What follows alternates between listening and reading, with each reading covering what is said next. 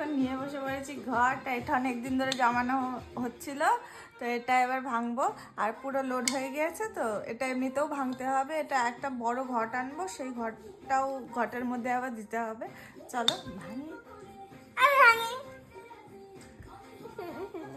তুই দুমদাম করে উল্টো পাল্টা জায়গা দিয়ে ভেঙে দিস না আবার। ওর ওখানে না, এখানটা দিয়ে ভাঙ। ভেঙে যাচ্ছে। এদিকটা ভাঙ। দাঁড়া দাঁড়া, হাত কেটে যাবে। এখানটা ভাঙ।